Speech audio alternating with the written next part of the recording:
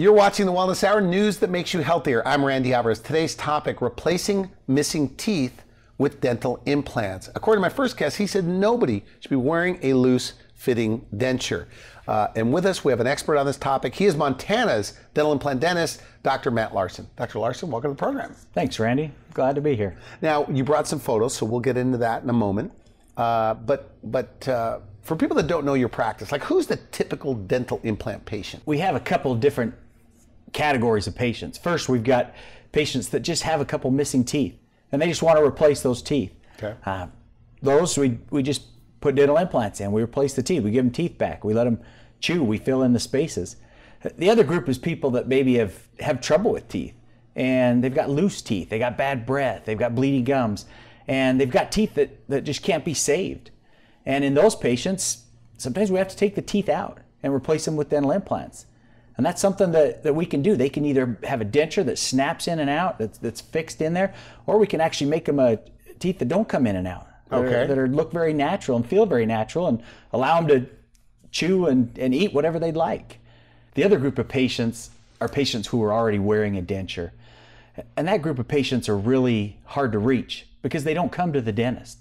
And those patients, we can stabilize their denture with implants under the denture so it snaps in and out. Okay. Or we can give them back their teeth, give them back a natural smile and the ability to eat and talk and laugh normally. Now we should mention, I guess at your office, as you explained, that how it's typically done with dental implants is you go to one doctor that does the surgery, and then you go to another dentist that puts the teeth on top, and somewhere else for the imaging. And I guess you have this all in one place system. Yeah, Randy, I have training in both the surgical and the restorative part. So we do the whole procedure in our office. We can take people from no teeth. We've got a lab. We can build the teeth in the office. Oh, right there. You have a lab right there. We can build the teeth. We can take the imaging. We can place the implants. And we literally put teeth on those implants that day. People could come in, teeth come out, implants in, teeth in, and they can go home and eat and smile. In Montana, are there a lot of people wearing a denture? We have a lot of people wearing a denture. And you wouldn't know it because they never show their teeth. But as a dentist, we can see them walking around because they've got sort of that grumpy look to them, and their lips kind of cave in a little bit, and you can always tell that they sort of pucker up and their face kind of collapses. And we've got a lot of those people, Randy. Would you say thousands of people? Yeah. We've got there's a small suburb of Billings called Laurel, and we could fill the entire town of Laurel with the denture wearing patients in Billings. And all surrounding Billings, we've got thousands and thousands of patients that are wearing dentures, but they don't ever go to the dentist. Well, I mean, if dental implants are so good, why aren't they all doing it, coming in to do this? What's your take? Well, Randy, I think there's a couple different reasons. I think the first reason is people that are wearing dentures, they don't go to the dentist. That's one of the things that got them into dentures is problems with their teeth. They had pain, they had bleeding gums, they had loose teeth, they couldn't eat, and they'd go into the dentist, and every time they went into the dentist, they'd come away with pain. They'd have to have a tooth taken out, or they'd have a filling done, and they had a lot of expensive treatment done. And these people over the years, they kind of got traumatized by all this dentistry that they had done. So when they finally get their teeth taken out and they've got dentures, the last thing they want to do is go to the dentist. Is that right? Do you hear that? Like, no offense, doctor, but... All the time, every day. That's my life, is people telling me it, nothing personal, but I hate the dentist. Do you have a good comeback after all these years? I always thank them. Okay. And I tell them I've got broad shoulders, so give me a chance. But these patients that have dentures, they're at the point in their life where the last thing they want to do is see the dentist. And so it's really hard to reach them and to be able to show them what we can do now. So they don't know their options? No, dentistry's changed so much, even in just the last 5 years. And there's so many more techniques that we can do, and there's so many more things available to us to be able to improve their dentures, to stabilize them, to fix them, and even to take them back to having natural teeth. But isn't it true, if you've been wearing a denture like 10 years or 15 years, you don't have enough bone to do this? No, that's not true. We used to look at it that way. Randy, let me tell you, I was that guy. What do you mean? If you went back 15 years in my practice, when I was first starting out, with the imaging that I had, with the training that I had a lot of patients that I said that exact thing to. I saw them in my office. Like you don't have enough bone to do this. They'd been wearing dentures for years, and they came in and said, you know what, I'm just so tired of my dentures not fitting. I'm tired of every time I bite down, they tip to one side, they dig in, I get a sore spot. And you know what I told them? I took a couple x-rays with the x-rays that I had at the time, and I said, well, you know, unfortunately, there's not much we can do because you don't have enough bone. Well, Randy, since I've been trained on doing dental implants, I went and have done residencies with implants, and I've learned how to read three-dimensional imaging, and I've learned so much more. I look back at those patients and I think I was so it'd be nice to get them back in if they stumble onto the show watching it. Yeah, if they were watching the show, come back in, come see me, because there's so much more we can do now.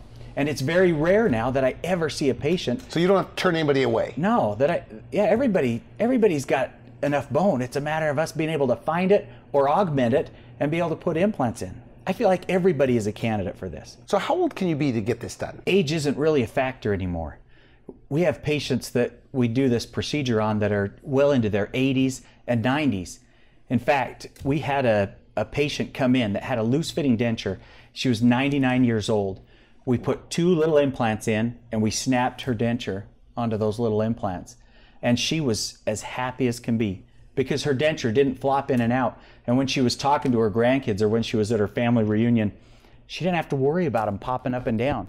And that was her big concern. They started moving around and clacking against her upper teeth.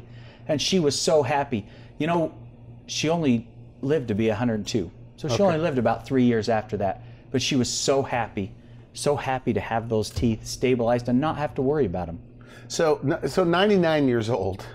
You had to be a little nervous on a 99-year-old. Oh, yeah. You were? Absolutely. Okay. But so 80, 70, that's like not an issue at all. Oh, but a lot of these people think they're too old to do it? No. 80s, I've got a patient right now, 82 years old, and we're doing a full arch of teeth on implants. We're not doing anything removable. They're fixed in. She smiles with them. She chews with them. Age isn't an issue anymore. If you're 80 years old, you're probably not working. Okay. Your life revolves around food. It revolves around family events. And what do you do at every family event? Every family event, you eat. You go to a picnic, you go to a reunion, you go out to dinner. We eat. That's our social mode anymore. And so if you're 80 years old, you want to be able to eat. You want to be able to eat the foods that everybody else is eating. You don't want to have to pick through and pick the mashed potatoes and that's all you're eating. Is that what they tell you? Yeah, they can't eat tough, fibrous foods. And the more we learn about health and being healthy, we learn that the foods that we need to eat to give our bodies the best nutrients and make us the healthiest are the foods that are closest to their natural state. Yeah. But if you think of foods in their natural state, you think of raw broccoli. You know, they call it a superfood. You think of nuts, things that are... So they can't eat those things if you're wearing a denture. And if you don't have anything stabilizing it in, when you bite down, you think about it, all those teeth do is they float around in your mouth. So they bite on one side, the other side comes loose. And they never have stability to them. They could maybe eat them in the privacy of their own home where they can just mash them up between their dentures. But people that go to dentures, they don't chew anymore. That you can't even call it chewing. They become mashers. And that's so it's what kind I of tell like rubbing people. it together? Yeah, kind of absolutely. Interesting. They aren't chewing anymore. And I tell people that. I've had patients that are going to dentures and I tell them beforehand, I say, now you got to understand, you're done chewing. You're going to become a masher now. And the way that you use dentures is nothing like you use teeth. You'll put food in there and you'll mash it around, but you're always going to have to concentrate on balancing your teeth and balancing where that food is and keeping it from getting underneath your dentures. So it's a whole different life. And people that have had dentures for a long time, they adapt to this. They go to their family reunion or they go to a restaurant and they're looking at the menu and Randy, they're looking for things that they can eat. And you know what, most of them, they don't even realize they do this anymore. They say they've adapted to their dentures. Well, that's what they've done. Is they look at that menu and they say, oh, I'm not going to get the salad. I'm not going to get the broccoli. I'm going to leave the corn on the cob alone. And all those things that are so good for us and that give us so much nutrition, they don't eat it. So implants solves that problem. Oh. I guess the challenge is just getting the word out, letting people know their options. Now you brought photos. What are we looking at here? Well, I brought a couple of cases of people that Because you say it changes their lives. It changes their lives so much. Let me show you an example. We just talked about this one. All right. This first one. This is oh my goodness. This is the lady I'm talking to you about. We haven't even completed her case. That's got to be unusual. No, Randy, we see that all the time, day in and day out. You don't see it. You think it's unusual because you don't see these people. This lady right here. Like they don't smile? Yeah, if you met her on the street, she wouldn't smile. Even if you had told her a really good joke, she'd either cover her mouth or she'd pucker her lips up. Wow. And you would never see these teeth. So you'd have no idea that this is what her mouth looked like on the inside. I get surprised all the time when I have people that I know from church or working at the school or different things that they'll come in and I'll think they've got great teeth.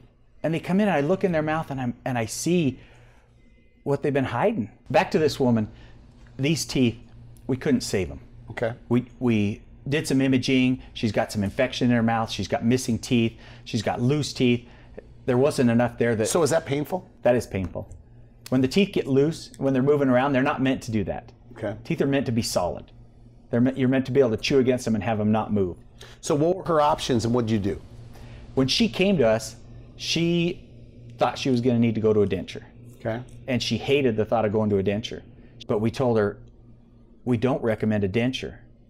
We recommend that you get your teeth back. We recommend that you get your smile back. Who could say no to that? Yeah, and when she found that out, she was so excited that she didn't have to have a denture. We set her up for an appointment and we took the teeth out and we put teeth in that same day. So right there, that's what I'm looking at. That's what you're looking at. That's temporary teeth that she's wearing while everything's healing. And that's the smile. So those don't come in and out? No, those teeth stay in. She couldn't remove them if she wanted to. They're solid. She eats against them. She chews against them. They're permanent teeth. Is this one of those things where people wish they would have done it years ago? Yeah. She's had these teeth like this for a long time. That's why she thought there were no options. That's why she didn't come in. She wishes that she'd have done this 20 years earlier. Because think of all the time she's lost, that she could have had this smile, that she could have been talking and laughing and eating whatever she wants. The reason I brought this picture and I show this picture of the temporary is because this patient came to us because she had pain and she couldn't chew very well. It wasn't a cosmetic reason that she came to us. But if you look at that bottom picture closely, you can see that the midline of her two front teeth is off slightly. Well, guess what her big concern is when we started moving forward with this treatment? Now she loves her smile. She's concerned with how she looks. We've increased the shade of the teeth a shade wider than we originally intended. We've corrected the midline. We've done so many little things because once she got these teeth in, even though they're temporary teeth, she's found she smiles so much more. She's looking at herself in the mirror at home. She's looking at herself in the car. The first thing she wants when we see her in the office and we change that temporary, she wants to see. And she's so concerned now about the aesthetics of it because the pain's gone. She's chewing now. She's already forgetting what it was like to not have teeth. And now she's so excited about how she looks. So no more dentures? No more dentures. She's in her 80s and she comes in and she's happy and she's smiling. She drives 3 hours to get to my office. Is that right? Yeah, 3 hours to come into our office. And so we always try to minimize the amount of time that she's come in, but to get this aesthetics just the way she wants, she drives in. She brought us old pictures of when she was younger and told us this is how I want my teeth to look. And we communicate those to the lab. And we've made more alterations to her temporary than anyone else. 80 years old. And that's what she appreciates the most, is the look, is the smile, is what the confidence that it gives her. Here's another patient. Okay. Take a look at this picture. Look at the teeth. Look at her teeth on there. She was a patient of mine for a long time, and she would never smile. I don't know if I ever saw her teeth. I'd have to pry her open just to get in and do an exam on her teeth. because she hated the way that they looked. She hated the smile. And so she would come in and she would get her teeth cleaned, and we would try to maintain them as best that we could. And finally we got to the point where she was having pain, we were losing teeth. She didn't have any other options. I gave her all her options. I always sit a patient down and I say, you can do a denture. You're going to hate it. This is how dentures work. I give them an option that they could do a denture with a couple implants under it to try to stabilize it, to try and make it a little more bearable. Okay. And I gave her the option. I said, we can replace your teeth with new teeth with dental implants that don't come in and out, that you can smile and chew with. But I was also so excited because I knew what she was in for. Okay. I knew what we could do for her. I knew how we could make her look. And she is one that we took the teeth out. We put in the provisional, and she went home and started eating. And I always remember having a conversation with her, and she said, Dr. Larsen, I have to tell you that I was in my backyard the other day, and I took an apple, and I looked at it, and I knew you told me I could do it, but I was nervous about doing it. And she said, I took a bite of it. And she said, I started crying because It's a good story. I can't tell you how long it's been since I bit an apple. She hadn't. You look at her Those teeth are good there. looking teeth, by the way. I mean, she looks like a younger woman now. She's a totally different person. When she comes in to see us now, she smiles all the time. It's like she's going out of her way to try and show her teeth off. Look at the after picture. Look at those teeth. They look real. You couldn't tell that those weren't her real teeth that she was born with. So you're involved in the design. Oh yeah, we look at the way they follow her lip. The central incisors are slightly longer. The front two teeth. Yeah, the front two teeth are a little longer. The step to them, the contours of them, they're very natural. You couldn't tell that was that was not her natural smile. And she can eat whatever she wants. Whatever she wants. So those don't come in and out. Yeah, she can eat things that she has not been able to eat since she was 20 years old. She's always had problems with her teeth. And now anything she picks up, she can eat. Now, you brought up something at the very beginning. Even you thought she wasn't going to go for it. You know, in the movies, we talked about this in the green room, that people with bad teeth are judged. Like in the movies, you want to make somebody look poor, you give them bad teeth. You want to make somebody like a villain, you give them gray, dark teeth. If you want to make somebody look not so smart, you remove their front teeth. You're exactly right. Yeah. You look at the movie Dumb and Dumber. What did they do? They chopped off Jim Carrey's front tooth, and it totally changed the person that he looked like. And you know, we don't judge people. We try not to judge them, but all of us naturally, when we see that, we've been programmed to see that. And when you think about seeing somebody that smiles and they've got a beautiful smile versus when you interact with somebody and they smile and they've got a couple missing teeth, how does it make you feel? What do you think when you see that? I know when I'm doing interviews or potential candidates, that's one of the first things I see. Like is for someone jobs. Smile. Oh yeah, for a job. When you're interacting with people on the street, that's always one of the number one things when people are talking about what attracts them the most to somebody else. It's the smile. I mean, it's always in the top three, right? Smile, eyes, personality. So the smile, well, of course you're a dentist, so you think it's important, right? The teeth, probably the most important thing. Yes, it is. It's so important because you say that, but, and I am a dentist, but I look at the teeth and I want them to be able to chew. And if you think about your mouth, what all does your mouth do for you? When you chew your food, that's how you get nutrition. That's how you stay alive, is when you chew your teeth. It's also where your taste buds are. So if you're going to cover all that up with plastic, or if you've got infection in there, it kills the taste. You can't taste your food because all you're tasting is that infection and all that bacteria that's in your mouth. And with a denture, it covers up a lot of your mouth so you can't taste it. You can't feel hot and cold. There's so much that you miss out on. And so we talk about the smile being one of the top three always. Well, yeah, it is, but this is so much more. You know, it's so much more than just the smile. Now, the smile is fun. And we have a lot of fun with that with our patients because we get to make them look perfect. And when we take patients like this, they have no idea what we can do for them. They have no idea the potential and the technology that we have. So on these consults, on a consult, you hear their hard luck story, how bad their teeth. Do you get excited? Like in your mind, you're going, this is going to be good. I always get excited. This is my favorite thing to do. Ever since I started doing these these cases where we're taking people that haven't had teeth and putting them back into teeth, to have them come back and get emotional in my office and say, you've changed my life. You've literally changed my life. And not just my teeth and not just eating, but my confidence and the way that I interact with my friends. I go out more. I do more things. Yeah, it totally changes people. It's like these guys that get their hair back. They're hiking and running. It sounds like an exaggeration, but I guess, when you feel good about yourself, you're more engaged, probably. Exactly. That's what we need to show, is these people out running and laughing, because it totally changes them. Now, we should mention, you work as a team oftentimes with Dr. Pearson, Dr. Chase Pearson. Yeah, Dr. Pearson's in the office as well. And he and I have similar training. It's been really fun because we've gone to a lot of the same residencies and courses to learn how to do this. And it's also really nice because sometimes he and I can sit down together and look at a case like these. Okay. And we can look at, this is what I'm wanting to do. This is what I think would look good. And he can look at me and say, yeah, I think that would look good, but what about this? And so to be able to have two minds and two eyes looking at it and going over each of these cases, it's almost like you've got a second opinion right there in the office. So Dr. Pearson does sedation, I guess IV sedation, you have oral sedation, you even have that gas. Are people using that? Yeah, people use that all the time. And we like for people to use that, because no matter how good we are or how good the procedure goes, it's not necessarily something you want to remember having a surgical procedure. Yeah. So it's always nice to have a little something to just help them relax. It helps the whole procedure go smoother, and it's better for them, it's better for us.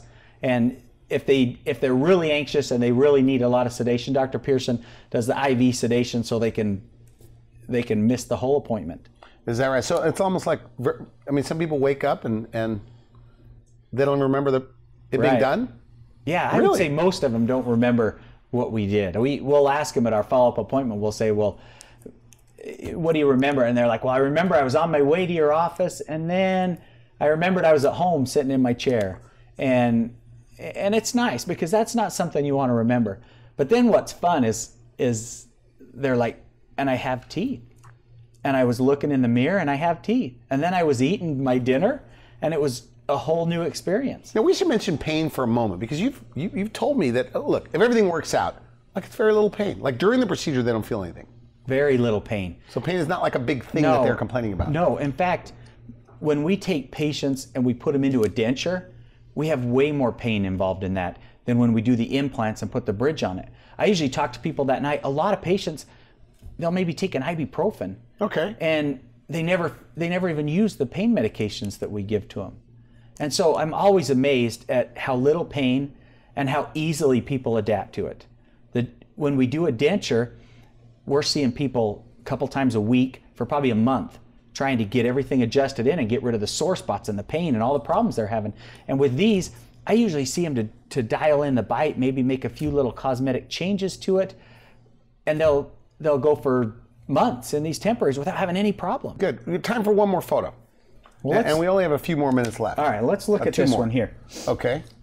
Oh my goodness. This is another one that coming to see me for years. And I have to confess again on this patient. This is a patient that I told her we could save her teeth. Okay. I told her that if she would brush and floss and take care of them at home and do everything I said, we would save her teeth. And I was wrong. And I saw her for a lot of years. And I'm very close with her and her husband, and they've been patients of mine as long as I've been practicing. And we got to a point where I had put so many fillings in her mouth and done so many crowns and patched and repaired. And we got to the point that we just couldn't repair it anymore. We couldn't save the teeth. They have a bacterial infection? They have gum disease. They have decay, they have periodontal disease. Okay.